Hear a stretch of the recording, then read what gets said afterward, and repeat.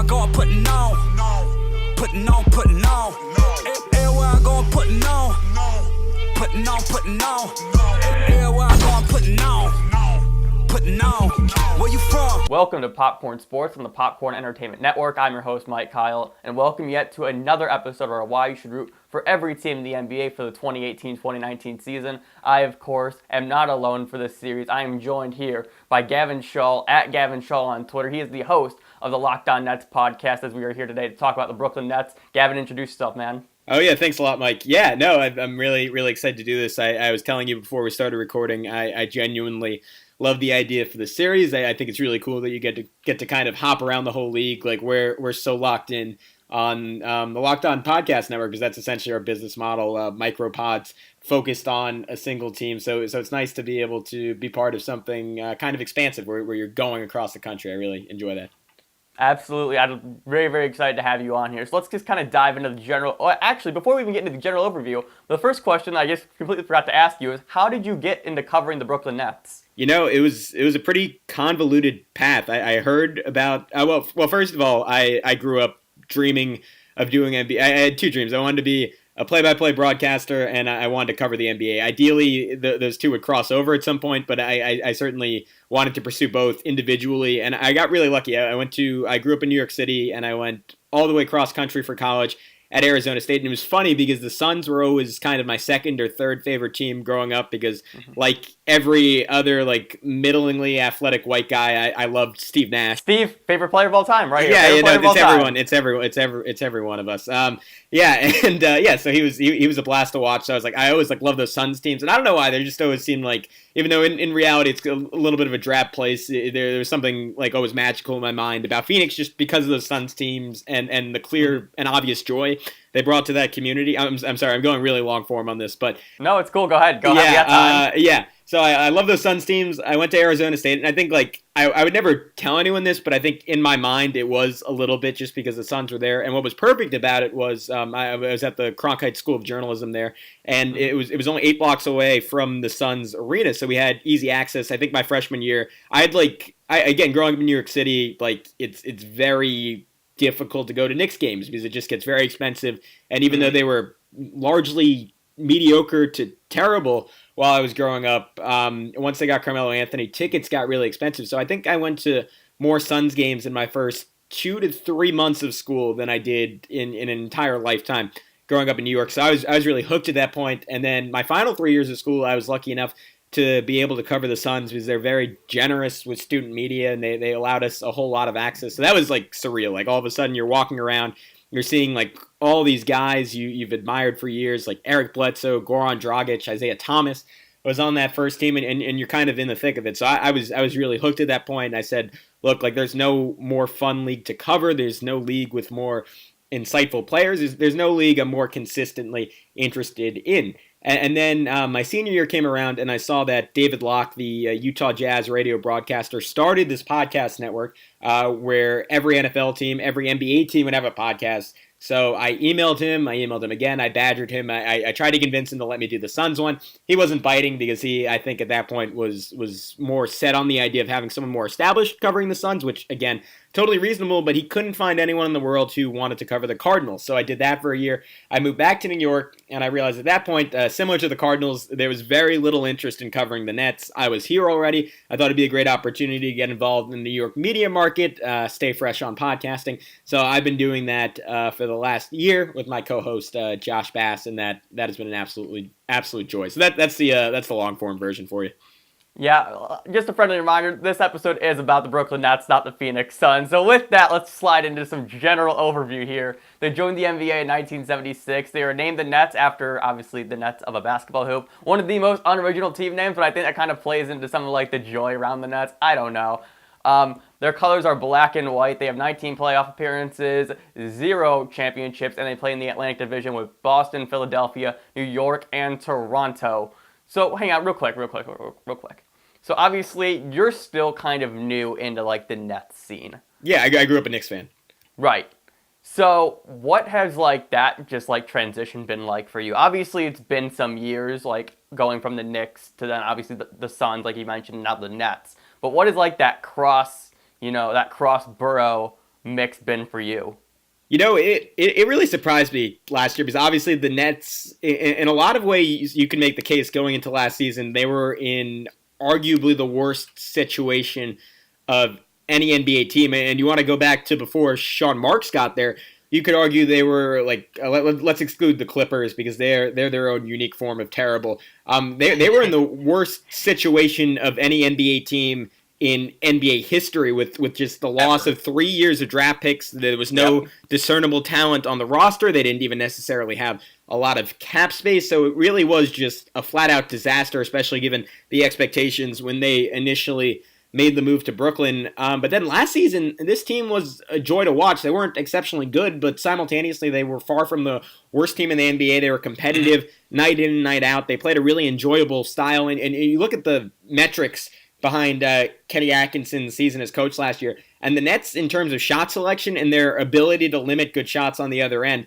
where you could make the case they were the best coached team in the NBA. They did everything right on the basketball court, and there are some underlying trends there that imply that some of that was due to lack of talent and teams' ability to hit shots that wouldn't be considered good shots against other defenses. But all in all, Kenny Atkinson had them doing a lot of things right, and because of that, they were a really enjoyable product, and they had some players that made them a really enjoyable product. So I think I enjoyed it, Mike, a lot more than I thought I would.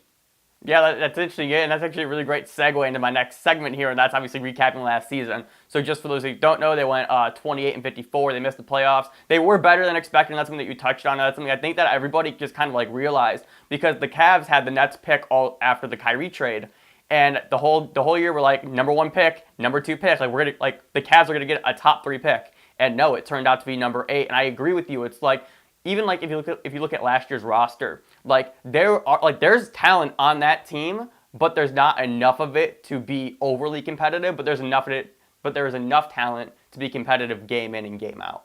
Yeah, no, 100%. And again, like I think they relied on system over frontline talent because obviously in essentially every game they played last season, they would not have the best player on the floor, and that was particularly true with D'Angelo Russell missing more than half the season. And their success was really contingent on them shooting a lot of threes and just hoping for a hot night and the ability to create that variance. And then even on nights when they didn't hit enough threes, they were incredibly scrappy on both ends of the floor. And they had just flashes of brilliance from their young talent guys like Karis LeVert, Spencer Dinwiddie, Jared Allen, of course, that really made them competitive night in and night out. And you mix in surprises, guys like Joe Harris, who is sneakily one of the more efficient mid-volume scorers in the entire NBA, and you had a cumulative effect that this team was rarely going to get blown out. Right, and I mean, and the other thing you touched on too earlier is that, it's like they finally, like moving forward, they finally have their draft picks back.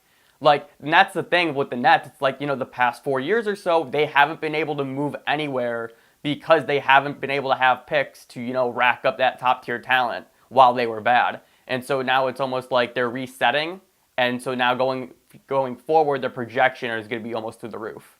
Yeah, and well, it's fascinating because that's kind of the inherent dilemma in Nets world right now, because they obviously they didn't structure their offseason around a tank. And now let's be reasonable here. Like, in all likelihood, the Nets will be one of the 10 worst teams in the NBA next year. But I would say it's highly unlikely, barring some injuries, that they're going to be one of the 3 or 4 worst teams in the NBA. Right. Which a lot of pundits would argue, just mathematically, it's what the Sixers did, and despite the changing lottery rules in the NBA, that's still the smart way to go. You want to be as bad as you possibly can. You want to give yourself as many cracks as you possibly can, but then you also take into account the human factor and the fact that this Nets team is now 5 years removed from being decent, and even that team never had championship aspirations necessarily. So instead, the Nets kind of restocked their depth, and they got put enough together that in a depleted Eastern Conference, maybe they're in the playoff race for a significant portion of the season. Just getting reinforcements like Ed Davis, Shabazz Napier, Jared Dudley, Kenneth Faried.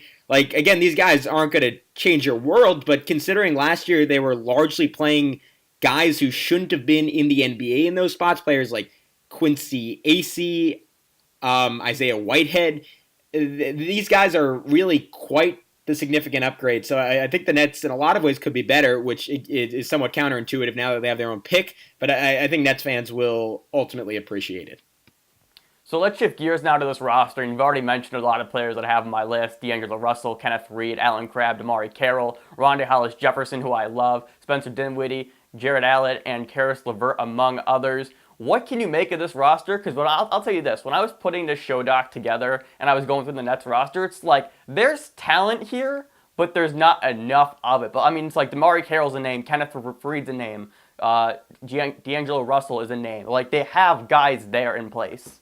Yeah, it's one of those strange teams. Like, I kind of look at it like, do you remember that Denver Nuggets team? I want to say it was probably like 2013-ish, like the year they had Andre Iguodala, where they got the 3 seed, and they were just like the deepest team without a superstar that you could remember. Like, they were legitimately like 9, 10, 11 guys deep, and all these guys were like good above average NBA players, but none of them were great. I look at this Nets team as kind of the poor man's version of that team, like all the way down to having like an older, slower, probably fatter, definitely more stoned Kenneth Reed on this version of it. And yeah, there's just not that one guy there. But I think what the Nets are betting on is internal development to kind of put them over the top. Guys like Karis LeVert, like I wouldn't project that he's going to be a superstar this year, but I genuinely believe, if not superstar talent, he certainly has borderline all-star level talent in him, and in his third season, totally healthy, another offseason in what I think a lot of people consider one of the best offseason programs in the NBA that the Nets run. I know a lot of people think he can make a big leap going into next year. Jared Allen showed flashes of potentially, again, as soon as next season, being one of the top 10 to 12 centers in the NBA. I think that's fairly feasible. Someone like Alan Crabb, who never seemed to really get in rhythm last season, but finished very strong, he could take a step forward. D'Angelo Russell, they obviously have sky-high expectations for. So there are all these young players, and the fact that, again, instead of having scrubs backing them up, they have solid NBA veterans, guys like Shabazz Napier and Ed Davis, who project to be some of the better backups in the NBA at their respective positions. All of a sudden you have this room for upside, but you have this solid backing that if those guys don't make those leaps, you can play these veterans slightly more minutes, and there's an avenue there to, again, not be good, not even necessarily make the playoffs, but just to be mediocre and respectable night in, night out, and a slightly better version of what they were the year before. Yeah, absolutely. Like, game to game, like, this roster is just going to be competitive. Like they have guys here where they have a really nice mix of, as you said, veterans and even young talent, where it's like, in a season-long perspective, they might not be the most competitive, but game by game, they're going to be battling it out every single night. And with that, give me one or two players that you're really excited about next season.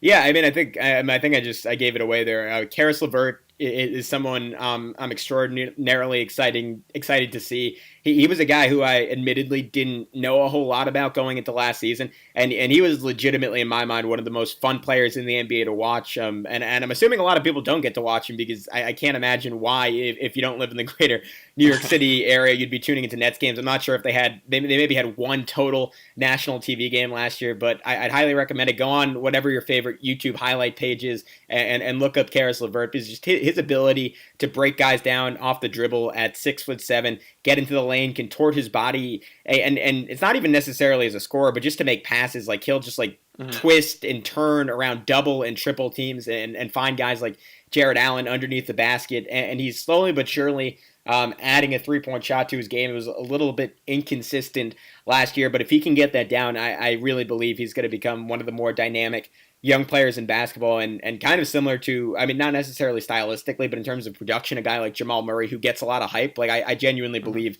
if you flipped the teams they were on, like, Karis would be getting a lot of the same notes, and obviously he's a few years older, but he's someone I'm really excited about. And then D'Angelo Russell is someone who aesthetically, and like we're very open about this on Locked On Nets, like I don't enjoy watching him play all the time. I think he's a brilliant passer, and like I love nothing more than watching a guy who really, really knows how to pass, but at times he's just too ball dominant defensively. He is just infinitely frustrating to watch.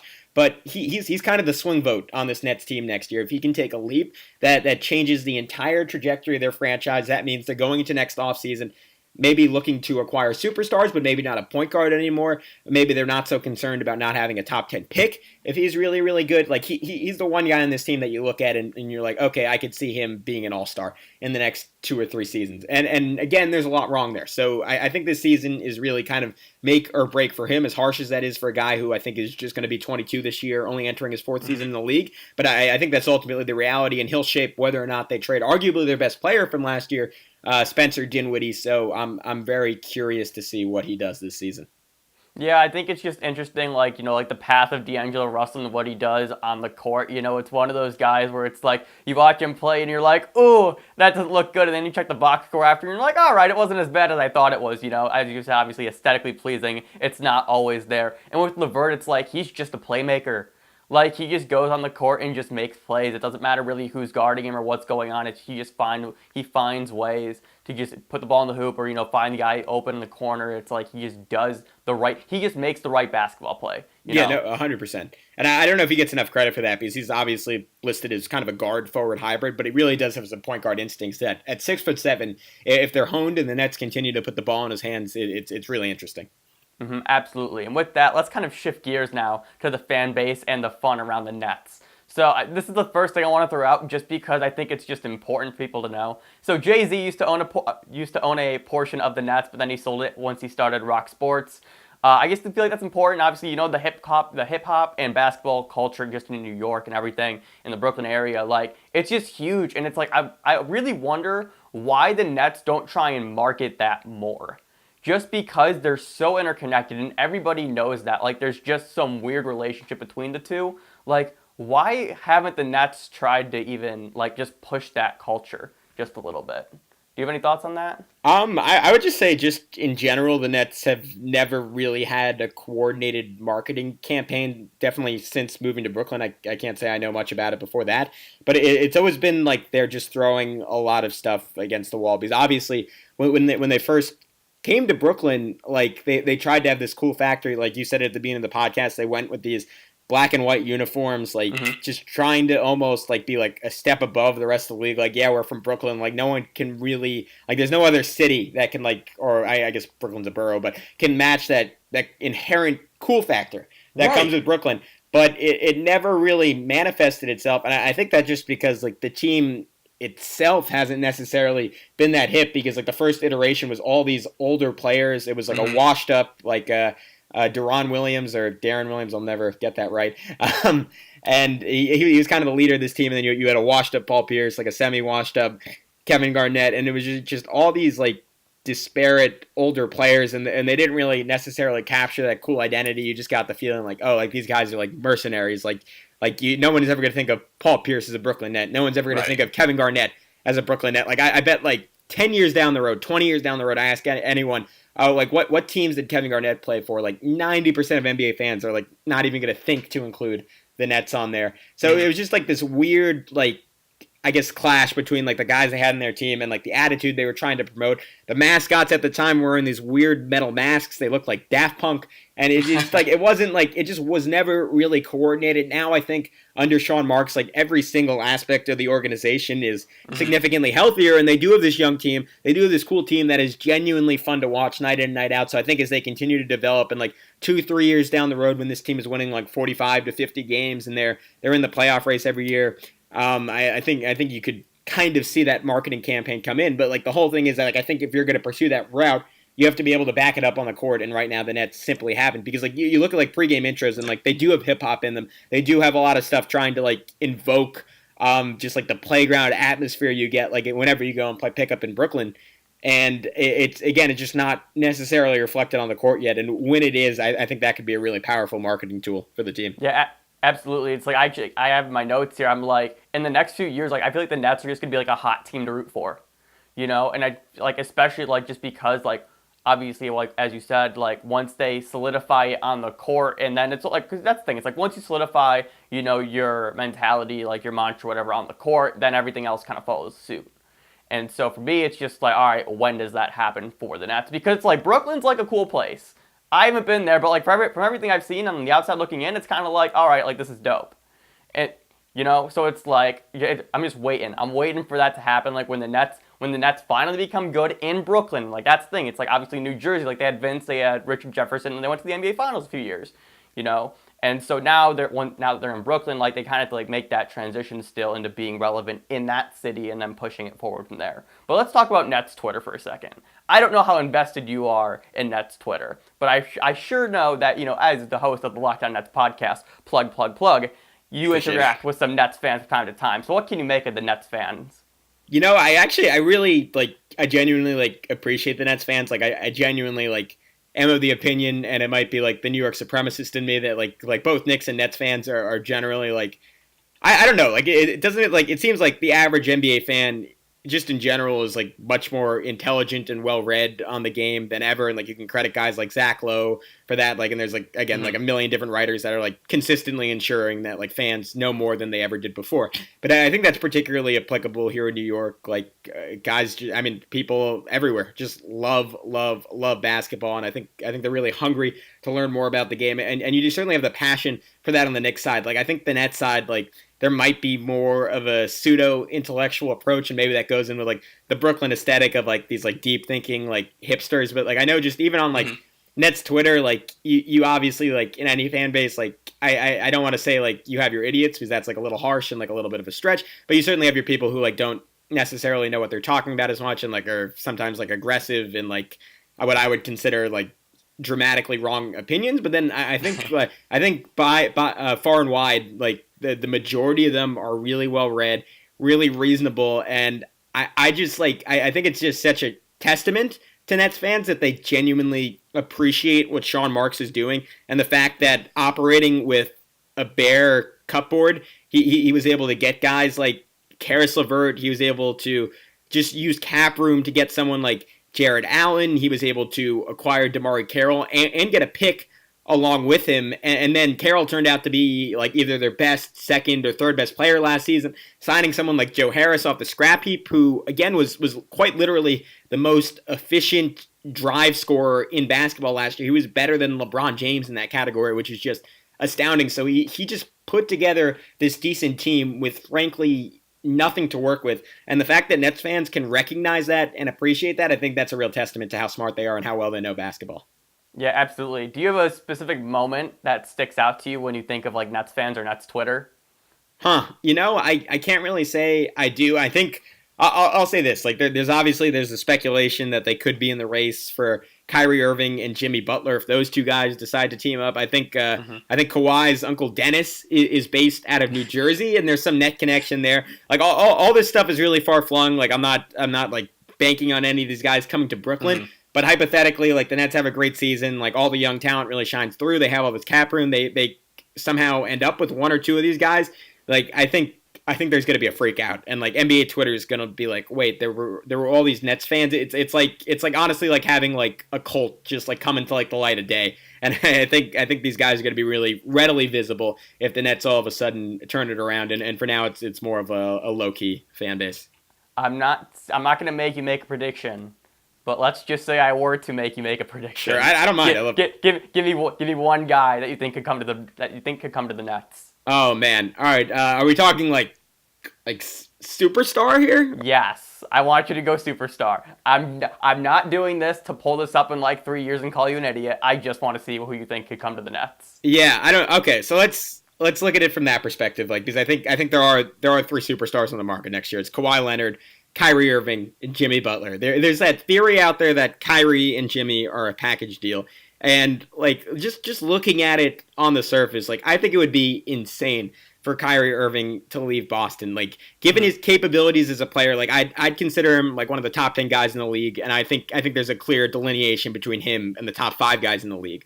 Like given that mark, like, for him to be the best player on a championship team, I think Boston is again just the ultimate situation, because you have this surrounding cast of, like, 3-4 guys, like, depending on what you think of Tatum and Jaylen Brown, that could be top 20 players. You maybe have 2 other top 30 guys in Hayward and Horford already there. They have another top 5 pick coming from Sacramento this year, which is just absurd and really makes me angry. But they're better set up than any team in the NBA. They have the best GM in basketball. They have arguably the best coach in basketball. So I don't see any reason for Kyrie Irving to leave Boston.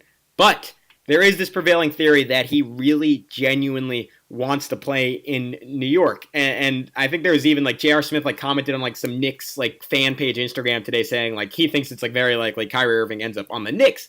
The problem with that is the Knicks do not have a whole lot of cap room next year, and they could theoretically get Kyrie, but they can't get Kyrie and Jimmy Butler. Both of those guys want max contracts unless the Knicks pull off some cap gymnastics that for the entirety of my lifetime they have proved incapable of, so I will not get my hopes up on that front. The Nets, conversely, have some of the most cap room of any team in the NBA. I did the math this offseason. I'm not going to bore you with it now, but they certainly have room for 2 max contracts if they want to go that direction while still maintaining young talents like Karis LeVert and Jared Allen to build around them. So I think there is a scenario where Kyrie Irving looks at that and says, like, look, this isn't Boston, but my heart is in New York. I want to play in New York. I want to have my own team in New York. I want my legacy to be in New York. And he sees this Brooklyn team that, I mean, again, in Brooklyn has literally no history, and Kyrie, like, just by signing, would already immediately be the greatest Brooklyn net in the history of the franchise, and with a little bit of work could go down as the greatest net, period, in the history of the franchise. If he really wants to play with Jimmy Butler and he really wants to play in New York,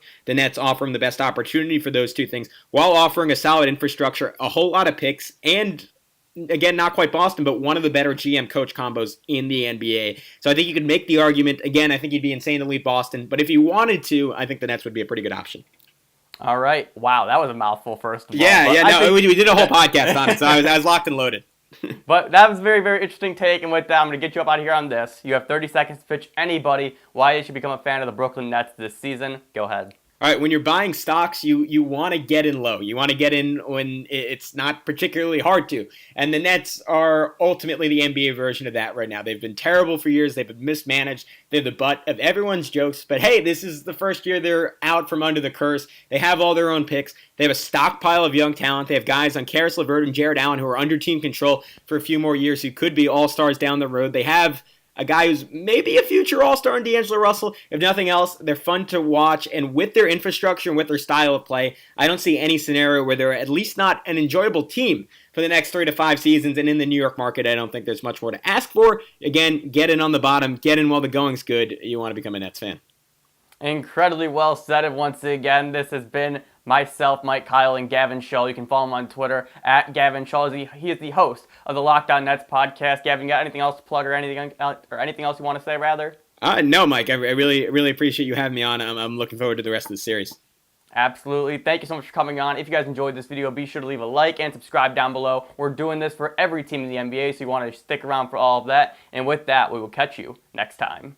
Thank you all so much for checking out today's video. If you are new here, click the video right above my head. It's going to give you all the details about the Popcorn Entertainment Network. If you want to see the latest video from this series, click the upper left-hand corner, and be sure to check all the boxes down to the left of me. That includes subscribing, get your butt in the bucket. We'd love to have you as part of our community. Hit that like button, share it with a friend, interact with us down below in the comments section, and last but not least, check out our website, popcornent.com, where we post all new and exclusive content. And lastly, be sure to follow us on all of our social media at popcornentnet on Facebook, Twitter, and Instagram. And with that, we'll see you next time.